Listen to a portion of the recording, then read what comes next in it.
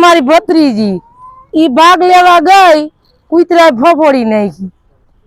માથે ચડી જ બેઠા ની આમાં ડાયઠું બેહાડી દીધી. બાજુના પાડોશી હતા એને પકડી લીધી ને ઈ કૂતરાને માર્યા ને લઈને આવ્યા.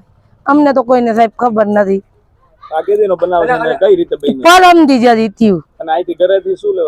ભાગ લેવા ગઈ હતી, બીજું કઈ લેવા નથી. ભાગ લેવા દોડે છે, ખારી લેવા ગઈ હતી.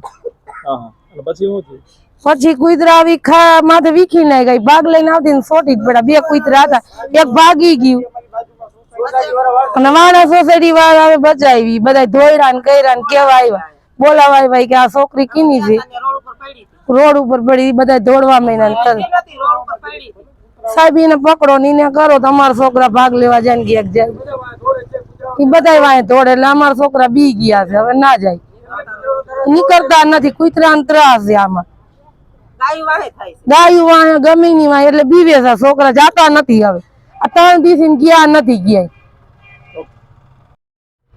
બિપિનભાઈ વટી, વાણંદ સોસાયટી.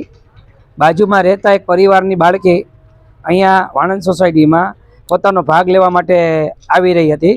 ત્યારે અહીંના સ્થાનિક અને જ્યાં વિસ્તારમાં વસવાટ કરતા શ્વાને એની પર હુમલો કરી અને બાળકીને ગંભીર રીતે ઈજા પહોંચાડી હતી. અને તે દરમિયાન સોસાયટીના 2-3 યુવકો આવી જતા તે બાળકીનો બચાવ થયો હતો. જે સીસીટીવીમાં પણ આ ફૂટેજ આવેલા છે.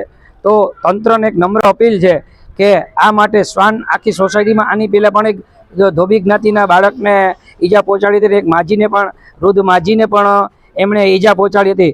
તો તંત્રને એટલી વિનંતી છે કે આ વિસ્તારની અંદર જે કંઈ પણ શ્વાન છે એને માટે એને પકડે કે જે કંઈ પણ હોય એના માટે ઘટતું કાર્યવાહી કરે એવી તંત્રને અપીલ છે.